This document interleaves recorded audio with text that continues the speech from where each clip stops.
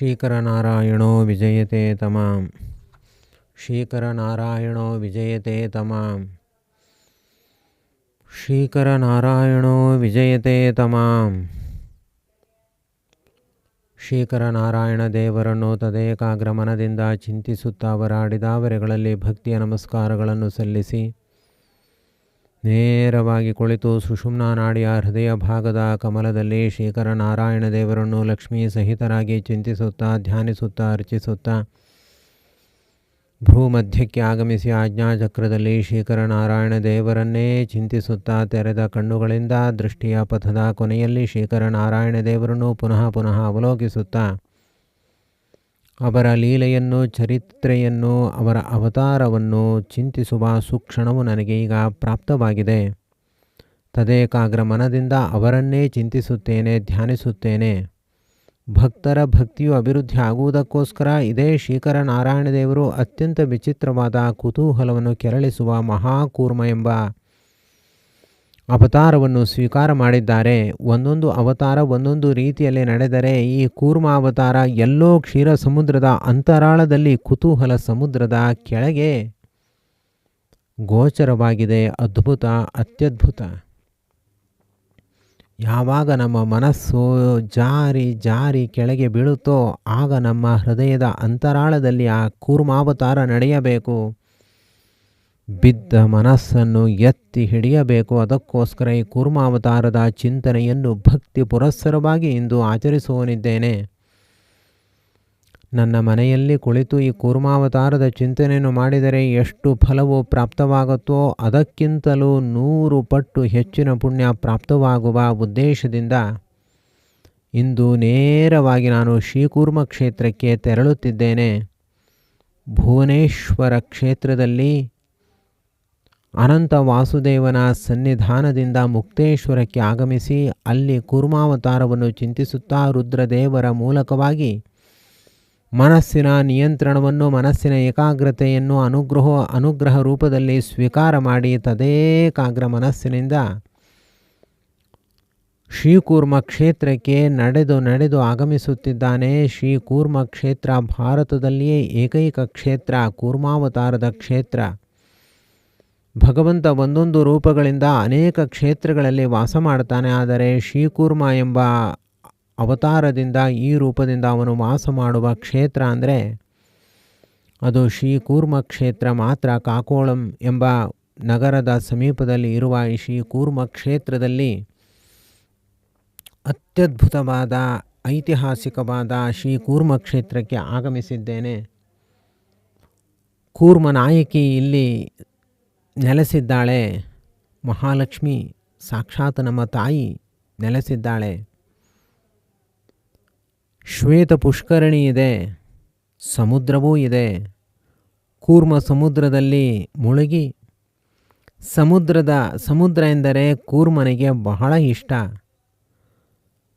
ಎಂಥ ತಿಮಿಂಗಿಲಗಳನ್ನೂ ಕೂಡ ಬಗ್ಗು ಬಡಿಯುವ ಸಾಮರ್ಥ್ಯ ಅದು ನಮ್ಮ ಈ ಕೂರ್ಮನಿಗೆ ಮಾತ್ರ. ಅಂತಹ ಕೂರ್ಮನ ತವರು ಭೂಮಿ ಸಮುದ್ರದಲ್ಲಿ ಮಿಂದು ಎದ್ದು ಕೂರ್ಮನನ್ನು ಸ್ಮರಿಸಿ ಧನ್ಯನಾಗಿ ಶ್ವೇತ ಪುಷ್ಕರಣಿಗೆ ಆಗಮಿಸಿ ಅಲ್ಲಿ ಶ್ವೇತ ಮಹರ್ಷಿಗಳ ಹಾಗೂ ಯಾವ ವಿಷ್ಣುವಿನ ಸುದರ್ಶನ ಚಕ್ರದಿಂದಲೇ ಈ ಪುಷ್ಕರಣಿ ಉದ್ಭವವಾಗಿದೆಯೋ ಅಂತಹ ಮಹಾವಿಷ್ಣುವಿನ ಸುದರ್ಶನ ಚಕ್ರದ ಸ್ಮರಣೆಯ ಜೊತೆಯಲ್ಲಿ ಶ್ವೇತ ಪುಷ್ಕರಣಿಯಲ್ಲಿ ಮಿಂದು ಎದ್ದು ಕೂರ್ಮನನ್ನೇ ಸ್ಮರಿಸುತ್ತಾ ಧ್ಯಾನಿಸುತ್ತಾ ಭಕ್ತಿಯ ಹೆಜ್ಜೆಗಳನ್ನು ಇಡುತ್ತಾ ಶ್ರೀಕೂರ್ಮನ ದೇವಸ್ಥಾನದ ಒಳಗಡೆ ಪ್ರವೇಶ ಮಾಡಿದರೆ ಬೃಹದಾಕಾರದ ಕೂರ್ಮನ ದರ್ಶನವಾಗಿದೆ. ಕರುಣಾಪೂರ್ಣವಾದ ದೃಷ್ಟಿಯಿಂದ ಕೂರ್ಮದೇವರು ಅನುಗ್ರಹವನ್ನು ನೀಡುತ್ತಿದ್ದಾರೆ.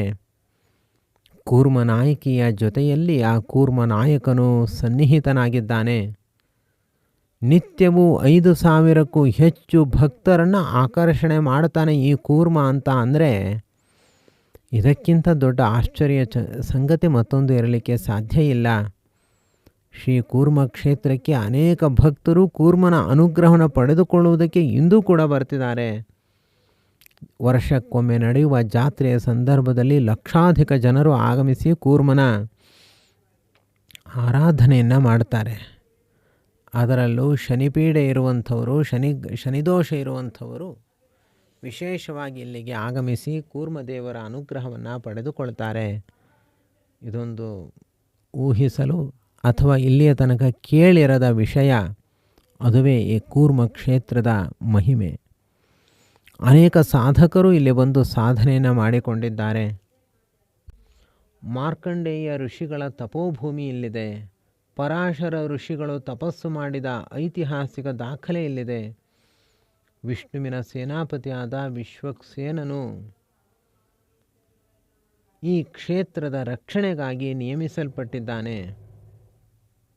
ಇಂತಹ ಅದ್ಭುತವಾದ ಸನ್ನಿಧಾನವಿರುವ ಶಂಖಚಕ್ರ ಗದಾಪದ್ಮಾದಿ ಚಿಹ್ನೆಗಳಿಂದ ಅಲಂಕೃತನಾದ ಕೂರ್ಮರೂಪಿಯಾದ ಪರಮಾತ್ಮನನ್ನು ದರ್ಶನ ಮಾಡಿ ಧನ್ಯನಾಗಿದ್ದೇನೆ. ಕೂರ್ಮರೂಪಿಯಾದ ಪರಮಾತ್ಮನ ಮಂದಹಾಸಪೂರಿತವಾದ ಕಟಾಕ್ಷ ನನ್ನ ಮೇಲೆ ಬೀಳುತ್ತಿದೆ. ಅದರ ಪ್ರಕಾಶದಲ್ಲಿ ಕುಳಿತು ಕೂರ್ಮಾವತಾರದ ಚಿಂತನೆಯನ್ನು ಮಾಡಲು ಇದು ಪ್ರಶಸ್ತ ಸ್ಥಳವೆಂದು ಅರಿತು ಅವನ ಎದುರಿನಲ್ಲಿ ಕುಳಿತು ಅವನನ್ನು ಬಿಂಬನನ್ನಾಗಿ ಕಾಣುತ್ತಾ ಕೂರ್ಮಾವತಾರದ ಚಿಂತನೆಯನ್ನು ಮಾಡಿ ಪರಿಸಮಾಪ್ತಿಗೊಳಿಸುತ್ತಿದ್ದೇನೆ. ಕ್ಷೀರ ಸಮುದ್ರದ ಅಂತರಾಳದಲ್ಲಿ ಮಹಾಕೂರ್ಮ ಅವತಾರವನ್ನು ಸ್ವೀಕಾರ ಮಾಡಿದ್ದಾನೆ. ಎಲ್ಲ ದೇವತೆಗಳು ತಗ್ಗಿ ಬಗ್ಗಿ ಇಣುಕಿಯ ಕೂರ್ಮನನ್ನು ದರ್ಶನ ಮಾಡುತ್ತಿದ್ದಾರೆ. ದಡದಲ್ಲಿಯೇ ತಟದಲ್ಲಿಯೇ ನಿಂತು ಕುಳಿತು ಮಹಾಕೂರ್ಮನಿಗೆ ನಮೋ ನಮೋ ಎನ್ನುತ್ತಿದ್ದಾರೆ. ಪುನಃ ಪುನಃ ಪ್ರಾರ್ಥನಿಸುತ್ತಿದ್ದಾರೆ. ಆಗ ಇಂದ್ರಾದಿ ದೇವತೆಗಳು ಮಹಾಕೂರ್ಮನ ಬಳಿ ಹೀಗೆ ಪ್ರಾರ್ಥನೆಯ ಸ್ತೋತ್ರವನ್ನು ತಿಳಿಸುತ್ತಾರೆ. ಮಹಾಕೂರ್ಮನಾರಾಯಣನೇ, ಇದೋ ನಿನಗೆ ನಮ್ಮ ಅನಂತ ನಮನಗಳು. ನೀನೀಗ ಈ ಬಂಗಾರದ ಮಂದರ ಪರ್ವತವನ್ನು ನಿನ್ನ ಬೆನ್ನಿನ ಮೇಲೆ ಧಾರಣೆ ಮಾಡಿ ನಮಗೆ ಆಶಾವಾದಿಯಾಗಿರುವಿ. ನೀನು ಈ ಧರಿಸಿದ ಪರ್ವತವನ್ನು ಒಂದು ವೇಳೆ ಬಿಟ್ಟು ನೀನು ಮುಂದೆ ನಡೆದರೆ ಮರುಕ್ಷಣದಲ್ಲಿಯೇ ಪರ್ವತ ಪುನಃ ಜಾರಿ ಕೆಳಗೆ ಬಿದ್ದು ಹೋಗುತ್ತದೆ.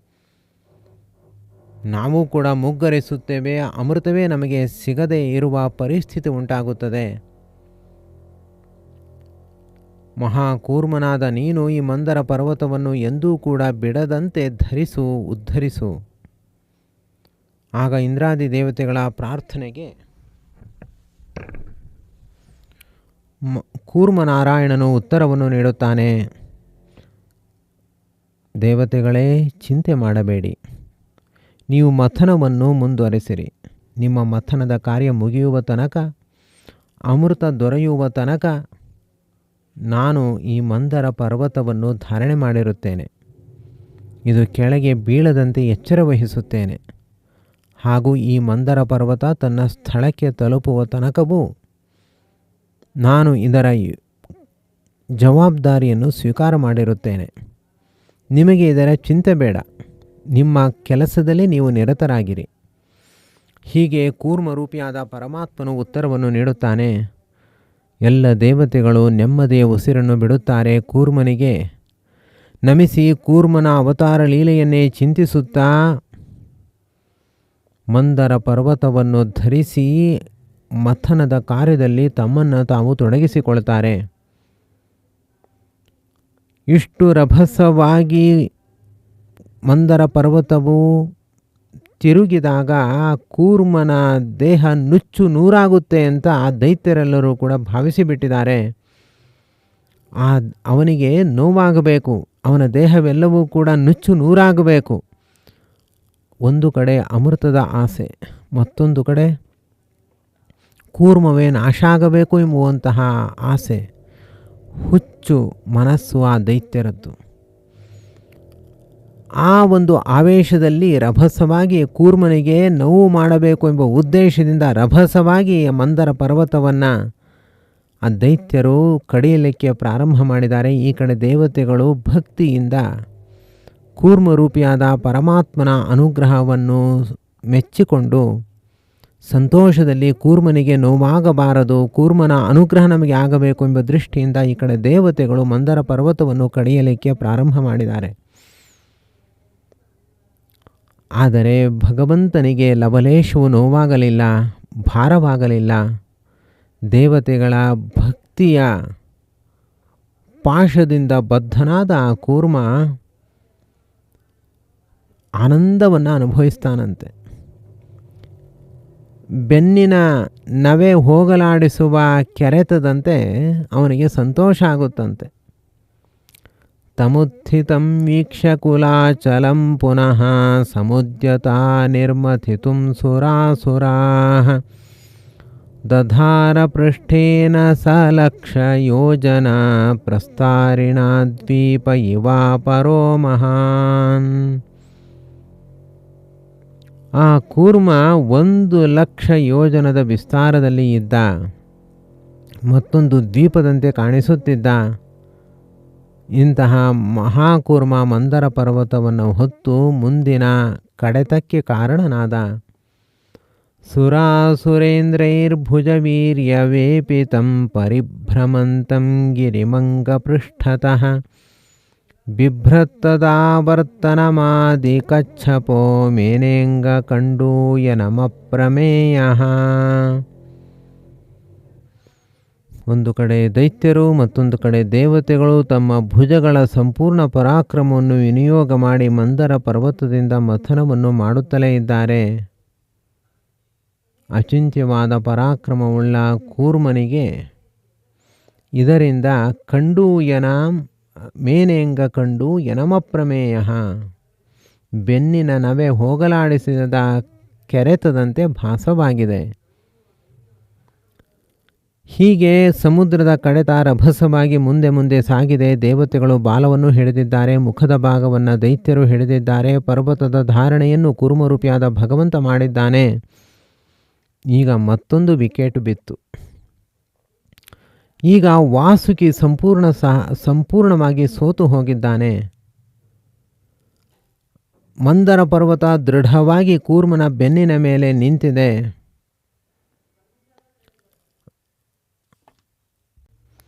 ಆ ಬಂಗಾರದ ಪರ್ವತವನ್ನು ಹೊತ್ತು ಹಿಡಿದ ವಾಸುಕಿಗೆ ಶಕ್ತಿಯು ಸಂಪೂರ್ಣವಾಗಿ ಕಡಿಮೆಯಾಗುತ್ತಿದೆ. ತನಗೇ ಗೊತ್ತಿಲ್ಲದಂತೆ ವಿಷಾನಿಲವನ್ನು ಬಹಳಷ್ಟು ಉಗುಳಲು ಪ್ರಾರಂಭ ಮಾಡಿದ್ದಾನೆ. ಇನ್ನೇನು ಗೋಣು ಚೆಲ್ಲಿ ನನ್ನಿಂದ ಸಾಧ್ಯವಿಲ್ಲ, ನಾನು ಇನ್ನು ಮುಂದೆ ಇದಕ್ಕೆ ಸಹಕರಿಸಲು ಸಾಧ್ಯವಿಲ್ಲ ಅಂತ ತಲೆ ತಿರುಗಿ ವಾಸುಕಿ ಬಿದ್ದು ಹೋಗಿದ್ದಾನೆ, ದೇಹವನ್ನು ಸಡಿಲುಗೊಳಿಸಿದ್ದಾನೆ. ಆದರೂ ಕೂಡ ಮಂದರ ಪರ್ವತ ಕೆಳಗೆ ಬೀಳೋದಿಲ್ಲ. ಯಾಕೆ ಅಂದರೆ ಕೆಳಗಡೆ ಮಹಾಕೂರ್ಮ ರೂಪಿಯಾದ ಭಗವಂತ ಅದನ್ನು ಧಾರಣೆ ಮಾಡಿದ್ದಾನೆ. ಆದ್ದರಿಂದ ಮಂದರ ಪರ್ವತ ಹಾಗೇ ಇದೆ. ಆದರೆ ವಾಸುಕಿ ಮಾತ್ರ ಗೋಣು ಚೆಲ್ಲಿ ಕೆಳಗೆ ಬಿದ್ದೇ ಹೋದ. ವಾಸುಕಿ ಅಲ್ಪ ಸಾಮರ್ಥ್ಯ, ಇನ್ನೂ ಯಾವುದೇ ಪದಾರ್ಥವು ಕ್ಷೀರ ಸಮುದ್ರದಿಂದ ಉದ್ಭವವೇ ಆಗಿಲ್ಲ.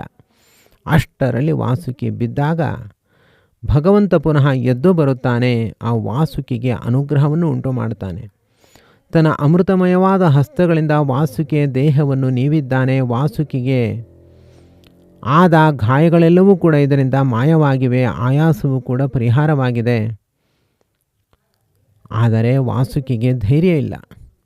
ಪುನಃ ನಾನು ಆ ಕಡೆತಕ್ಕೆ ಕಾರಣನಾಗುತ್ತೇನೆ ಎಂಬ ಧೈರ್ಯ ವಿಶ್ವಾಸವನಲ್ಲಿ ಇಲ್ಲದಂತಾಗಿದೆ.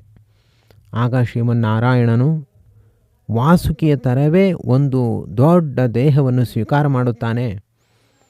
ಅದು ಅತ್ಯಂತ ಬಲಿಷ್ಠವಾಗಿರುತ್ತೆ. ಯಾವುದೇ ಕಾರಣದಿಂದ ವಿಚಲಿತವಾಗಲು ಆಯಾಸಗೊಳ್ಳಲು ಸಾಧ್ಯವೇ ಇಲ್ಲದ ಅಪ್ರಾಕೃತವಾದ ಒಂದು ವಾಸುಕಿಯಂತೆ ಆದ ಒಂದು ದೇಹವನ್ನು ಸ್ವೀಕಾರ ಮಾಡುತ್ತಾನೆ.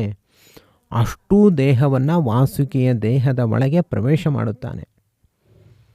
ವಾಸುಕಿ ನೆಪ ಮಾತ್ರ, ಅವನು ಕೇವಲ ಈಗ ಉತ್ಸವ ಗೊಂಬೆ. ಒಳಗಡೆ ನಿಂತು ಕೆಲಸ ಮಾಡುವವನು ಸಾಕ್ಷಾತ್ ಶ್ರೀಕರ ನಾರಾಯಣ. ವಾಸುಕಿಯ ಒಳಗೆ ಇದ್ದು ಶಕ್ತಿ ಸಾಮರ್ಥ್ಯದಿಂದ ಹಗ್ಗವಾಗಿ ಮಂದರ ಪರ್ವತವನ್ನು ಎತ್ತಿ ಹಿಡಿದಿದ್ದಾನೆ ಆ ಸ್ವಾಮಿ. ಸುಲಭವಾಗಿ ಕಡೆತಕ್ಕೆ ಅನುಕೂಲ ಮಾಡಿದ್ದಾನೆ. ವಾಸುಕಿ ಈಗ ಮಹಾಬಲಿಷ್ಠ. 1000 ಮಂದರ ಪರ್ವತವನ್ನೂ ಕೂಡ ನಾನು ಧರಿಸಬಲ್ಲೆ. ಯಾರು ಏನು ಮಾಡಿದರೂ ನನಗೆ ಲವಲೇಶವು ಗಾಯವೇ ಆಗದು ಎಂಬ ದೃಷ್ಟಿಯಲ್ಲಿ ವಾಸುಕಿ ಎದ್ದು ನಿಂತಿದ್ದಾನೆ. ಕೆಳಗಡೆ ಮಹಾಕೂರ್ಮ ನಿಂತಿದ್ದಾನೆ. ಕಡೆತ ರಭಸವಾಗಿ ಆರಂಭವಾಗಿದೆ. ವಾಸುಕಿಯು ವಿಚಲಿತನಾಗಲು ಸಾಧ್ಯವೇ ಇಲ್ಲ. ಅವನ ದೇಹ ಅಚ್ಛೇದ್ಯವಾಗಿದೆ, ಅಭೇದ್ಯವಾಗಿದೆ. ಮಂದರ ಪರ್ವತವೂ ಕೂಡ ಕೆಳಗೆ ಬೀಳುವ ಸಾಧ್ಯತೆಯೇ ಇಲ್ಲ. ಹೀಗಿದ್ದಾಗ ಬಂಗಾರದ ಪರ್ವತ ಸಡಿಲಾಗ್ತಾ ಇದೆ. ಆ ಗಟ್ಟಿಮುಟ್ಟಿಯಾದ ವಾಸುಕಿಯ ಅಬ್ಬರದ ಅಪ್ಪುಗೆಗೆ ಮಂದರ ಪರ್ವತವೇ ಪುಡಿ ಪುಡಿಯಾಗುವ ಸ್ಥಿತಿಗೆ ಬಂದಿದೆ. ಕೆಳಗೆ ಗಟ್ಟಿಮುಟ್ಟಿಯಾದ ಕೂರ್ಮ, ಈ ಕಡೆ ಗಟ್ಟಿಮುಟ್ಟಿಯಾದ ವಾಸುಕಿ. ಆದರೆ ಆ ಬಂಗಾರದ ಪರ್ವತವು ಶಿಥಿಲವಾಗಿದೆ, ಸಡಿಲಾಗಿದೆ. ಕಲ್ಲಿಗಿಂತಲೂ ಭದ್ರವಾದ ಮಂದರ ಪರ್ವತಕ್ಕೆ ಶಕ್ತಿ ಸಾಲುತ್ತಿಲ್ಲ. ಆ ಮಂದರ ಪರ್ವತ ಕಡೆತಕ್ಕೆ ಅನುಕೂಲ ಮಾಡಿಕೊಡದೆ ಹಾಗೆ ಅದು ಸಡಿಲಾಗ್ತಾ ಇದೆ. ದೇವತೆಗಳು ಅವಾಕ್ಕಾಗಿ ನಿಂತಿದ್ದಾರೆ. ಹೀಗೂ ಸುವರ್ಣ ಪರ್ವತವಾದ ಮಂದರ ಪರ್ವತಕ್ಕೂ ಶಕ್ತಿ ಹೋಗುವ ಸನ್ನಿವೇಶ ಇರಲು ಸಾಧ್ಯವೇ ಎಂದು ಆಶ್ಚರ್ಯಚಕಿತರಾಗಿದ್ದಾರೆ. ಅಷ್ಟರಲ್ಲಿ ಪರಮಾತ್ಮ ಮಂದರ ಪರ್ವತದ ಮತ್ತೊಂದು ರೂಪವನ್ನು ಸ್ವೀಕಾರ ಮಾಡಿದ್ದಾನೆ. ಮಂದರ ಪರ್ವತದಂತೆ ತಾನೊಂದು ರೂಪವನ್ನು ಸ್ವೀಕಾರ ಮಾಡಿ ಆ ಮಂದರ ಪರ್ವತದ ಒಳಗಡೆ ತಾನು ಸೇರಿಕೊಂಡಿದ್ದಾನೆ. ಅವನ ಆ ರೂಪ ಅಚ್ಛೇದ್ಯವಾಗಿದೆ, ಅಭೇದ್ಯವಾಗಿದೆ. ಈಗ ಮಂದರ ಪರ್ವತ ಚಿನ್ನಕ್ಕಿಂತ ವಜ್ರಕ್ಕಿಂತ ದೃಢವಾಗಿದೆ, ಗಟ್ಟಿಯಾಗಿದೆ, ಭದ್ರವಾಗಿದೆ, ಸುಭದ್ರವಾಗಿದೆ. ಕಡೆತ ಈಗ ಪ್ರಾರಂಭವಾಯಿತು. ಕೆಳಗಡೆಯಿಂದ ಕೂರ್ಮ, ವಾಸುಕಿಯ ಒಳಗಡೆ ವಾಸುಕಿಯಾಗಿ, ಮಂದರ ಪರ್ವತದ ಒಳಗಡೆ ಮಂದರ ಪರ್ವತವಾಗಿ ಆ ಶ್ರೀಕರ ನಾರಾಯಣ ದೇವರು ಸಮುದ್ರ ಮಥನದ ಕಾರ್ಯದಲ್ಲಿ ಸಂಪೂರ್ಣ ಸಹಕಾರಿಗಳಾಗಿ ನಿಂತಿದ್ದಾರೆ. ದೈತ್ಯ ದಾನವರು ಇನ್ನೇನು ಸಮಸ್ಯೆ ಇಲ್ಲ, ಇನ್ನು ಕಡೆತ ಬಹಳ ಸುಲಭ ಅಂತ ಅಂದುಕೊಂಡು ಗಟ್ಟಿಮುಟ್ಟಿಯಾದ ಮಂದರ ಪರ್ವತದ ಮೇಲೆ ಮಂದರ ಪರ್ವತವನ್ನು ಹಿಡಿದು ರಭಸವಾಗಿ ಕಡಿಯುತ್ತಿದ್ದಾರೆ. ಆದರೆ ಈಗ ಮಂದರ ಪರ್ವತ ಆ ವಾಸುಕಿಯ ಅಬ್ಬರದ ಕಡೆತಕ್ಕೆ ಮೇಲೆ ಹಾರಲು ಪ್ರಾರಂಭ ಮಾಡಿದೆ. ಕೆಳಗಡೆ ಕೂರ್ಮನಿದ್ದಾನೆ. ಮೇಲೆಗಡೆ ಯಾವ ಆಧಾರವೂ ಇಲ್ಲ. ಹೇಗೆ ಪಕ್ವವಾದ ಮಾವಿನ ಬೀಜವನ್ನು ಗಟ್ಟಿಯಾಗಿ ಒತ್ತಿದಾಗ ಅದು ಹೇಗೆ ಮೇಲೆ ಹಾರುತ್ತೋ ಹಾಗೆ ಮಂದರ ಪರ್ವತವು ಬೃಹದಾಕಾರದಲ್ಲಿದ್ದರೂ ಕೂಡ ತುಂಬ ಸುಂದರವಾಗಿ ಇದ್ದ ಕಾರಣ ರಭಸದಿಂದ ಮೇಲೆ ಹಾರ್ತಾ ಇದೆ. ಆಗ ದೇವತೆಗಳಿಗೆ ಮತ್ತೆ ಗೊಂದಲ ಉಂಟಾಗಿದೆ. ಪುನಃ ಭಗವಂತನನ್ನು ಶರಣಾಗತರಾಗಿದ್ದಾರೆ. ಆಗ ಶ್ರೀಕರ ನಾರಾಯಣ ದೇವರು ಮತ್ತೊಂದು ರೂಪವನ್ನು ಅವತಾರವನ್ನು ಮಾಡುತ್ತಾರೆ. ಅದುವೇ ಅಜಿತ ಎಂಬ ಅವತಾರ. 1000 ಬಾಹುಗಳನ್ನು ಧಾರಣೆ ಮಾಡಿದ್ದಾನೆ. ಮತ್ತೊಂದು ರೂಪವನ್ನು ಸ್ವೀಕಾರ ಮಾಡಿದ್ದಾನೆ. ಮಂದರ ಪರ್ವತದ ಮೇಲೆ ತಾನೇ ಕುಳಿತಿದ್ದಾನೆ. ಆಕಾಶದಲ್ಲಿ ನಿಂತು ಆ ಅಜಿತ ನಾಮಕ ಪರಮಾತ್ಮನು ಮಂದರ ಪರ್ವತದ ಮೇಲೆ ಕುಳಿತುಕೊಳ್ಳಲಿಲ್ಲ. ಆಕಾಶದ ಮೇಲೆ ನಿಂತ ತನ್ನ 1000 ಕೈಗಳಿಂದ ಬೆಟ್ಟವನ್ನು ಒತ್ತಿ ಹಿಡಿದು ನಿಂತ. ಲಕ್ಷಾಂತರ ಯೋಜನ ವಿಸ್ತಾರದಲ್ಲಿ ಕೆಳಗೆ ಮಹಾಕೂರ್ಮನು ಬೆಟ್ಟವನ್ನು ಭದ್ರವಾಗಿ ಧಾರಣೆ ಮಾಡಿದ. ಮೇಲಿಂದ ಅಜಿತ ಬೆಟ್ಟವನ್ನು ಒತ್ತಿದ. ಮತ್ತೊಂದು ರೂಪದಿಂದ ಮಂದರ ಪರ್ವತದ ಒಳಗಡೆ ಭದ್ರವಾಗಿ ಕುಳಿತ. ವಾಸುಕಿಯ ಒಳಗೆ ವಾಸುಕಿಯ ರೂಪದಲ್ಲಿ ನಿಂತ. ಹೀಗಾದಾಗ ಎಲ್ಲ ಭಕ್ತರು ಹಾಗೂ ದೇವತೆಗಳು ಭಾವುಕರಾಗಿ ಸ್ತೋತ್ರವನ್ನು ಮಾಡುತ್ತಿದ್ದಾರೆ. ಅಜಿತನಾಮಕ ಪರಮಾತ್ಮನ ಮೇಲೆ ಪುಷ್ಪವೃಷ್ಟಿಯನ್ನು ಮಾಡುತ್ತಿದ್ದಾರೆ. ಉಪರಿಯಗೇಂದ್ರಂ ಗಿರಿರಾಡಿ ವಾನ್ಯ ಆಕ್ರಮ್ಯ ಹಸ್ತೇನ ಸಹಸ್ರಬಾಹುಃ ತಸ್ಥೋದಿ ವಿಬ್ರಹ್ಮ ಭವೇಂದ್ರ ಮುಖ್ಯೈರಭಿಷ್ಟುವದ್ಭಿಸ್ಸು ಮನೋಭಿರುಷ್ಟ್ಯ.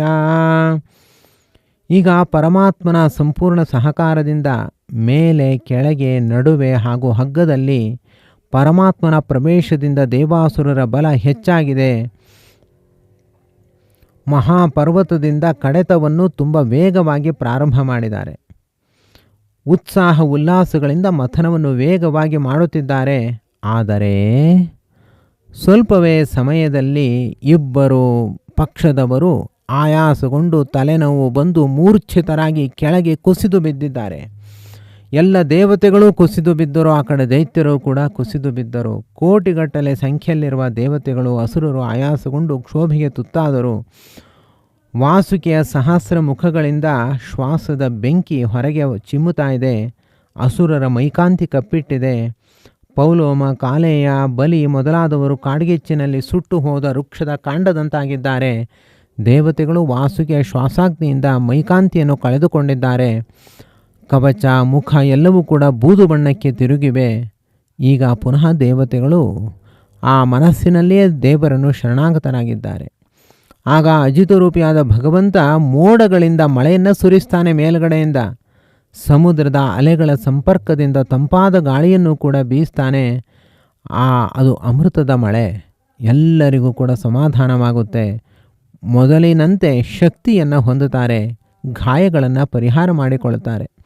ಆಗ ಶ್ರೀಕರನಾರಾಯಣ ದೇವರು ಆ ಪ್ರತಿಯೊಬ್ಬ ದೇವತೆಗಳ, ಪ್ರತಿಯೊಬ್ಬ ದೈತ್ಯರ ಒಳಗೆ ಆಯಾ ರೂಪವನ್ನೇ ಸ್ವೀಕಾರ ಮಾಡಿ ಎಲ್ಲರಲ್ಲೂ ಕೂಡ ಪ್ರತ್ಯೇಕವಾಗಿ ಆವೇಶವನ್ನು, ಪ್ರವೇಶವನ್ನು ಹೊಂದುತ್ತಾನೆ. ಮಧ್ಯಮಾನಾತ್ತದಾ ಸಿಂಧೋರ್ದೇವಾಸುರವರೂಥಪೈ ಯದಾ ಸುಧಾ ನ ಜಾಯೇತ ನಿರ್ಮಮಂಥಾಜಿತ ಸ್ವಯಂ. ದೇವಶ್ರೇಷ್ಠರು, ಅಸುರಶ್ರೇಷ್ಠರು ಸಮುದ್ರವನ್ನು ಎಷ್ಟು ಮಥನ ಮಾಡಿದ್ರೂ ಅಮೃತ ದೊರಕೋದಿಲ್ಲ. ಆಗ ಅಜಿತರೂಪಿಯಾದ ಪರಮಾತ್ಮ ಇಬ್ಬರಲ್ಲೂ ನಿಂತು ಒಬ್ಬನೇ ಸಮುದ್ರವನ್ನು ಮಥನ ಮಾಡ್ತಿದ್ದಾನೆ. ಭಗವಂತನ ಈ ಒಂದು ಅದ್ಭುತವಾದ ಚಮತ್ಕಾರವನ್ನು ಕಂಡು ಎಲ್ಲರೂ ಕೂಡ ಆಶ್ಚರ್ಯಚಕಿತರಾಗ್ತಾರೆ. ಹೀಗೆ ಕೂರ್ಮದೇವರು ಮಂದರ ಪರ್ವತವನ್ನು ಅಂತರಾಳದಲ್ಲಿ ಹಿಡಿದು ಮಂದರ ಪರ್ವತದ ಮೂಲಕವಾಗಿ ಮಥನಕ್ಕೆ ಮುಖ್ಯ ಕಾರಣೀಭೂತರಾಗಿದ್ದಾರೆ. ಎಲ್ಲ ದೇವತೆಗಳು ನಿರಾತಂಕವಾಗಿ ಹಾಗೂ ದೈತ್ಯರು ನಿರಾತಂಕವಾಗಿ ಸಮುದ್ರದ ಮಥನವನ್ನು ಮಾಡಿ ತಮ್ಮ ತಮ್ಮ ಇಷ್ಟಾರ್ಥಗಳನ್ನು ಪಡೆದುಕೊಂಡಿದ್ದಾರೆ. ಅಂತಿಮವಾಗಿ ಸಕಲ ದೇವತೆಗಳು ಅಮೃತವನ್ನು ಕೂಡ ಪಡೆದು ಧನ್ಯರಾಗಿದ್ದಾರೆ. ಹೀಗೆ ದೇವತೆಗಳು ಅಮರರಾಗಲು ಮುಖ್ಯ ಕಾರಣನಾಗಿರುವಂಥವನೇ ಮಹಾಕೂರ್ಮ. ಅಂತಹ ಮಹಾಕೂರ್ಮನ ಈ ಮಹಿಮೆಯನ್ನು ಈ ಕೂರ್ಮ ಕ್ಷೇತ್ರದಲ್ಲಿ ಚಿಂತಿಸುತ್ತಾ, ಅವಲೋಕಿಸುತ್ತಾ, ಧ್ಯಾನಿಸುತ್ತಾ ಅಂತಹ ಕೂರ್ಮ ರೂಪಿಯಾದ ಪರಮಾತ್ಮನ ಸ್ವರೂಪರೇ ಆಗಿರುವಂತಹ ಶ್ರೀಕರ ನಾರಾಯಣ ದೇವರನ್ನು ಪುನಃ ಪುನಃ ಚಿಂತಿಸುತ್ತಿದ್ದೇನೆ, ಧ್ಯಾನಿಸುತ್ತಿದ್ದೇನೆ. ಅವರನ್ನು ಪುನಃ ಭೂಮಧ್ಯದಲ್ಲಿ ಚಿಂತಿಸಿ ನನ್ನ ಹೃದಯ ಮಂಟಪದಲ್ಲಿ ಅವರನ್ನು ಕಾಣುತ್ತಾ, ಈ ದೇಹ ನನ್ನ ಮನೆಯಲ್ಲಿ ಸ್ಥಿರವಾಗಿ ಭದ್ರವಾಗಿ ಕುಳಿತಿದೆ.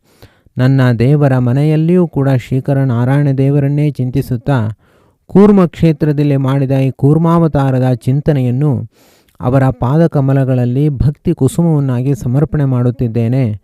ಶ್ರೀಕೃಷ್ಣಾರ್ಪಣಮಸ್ತು.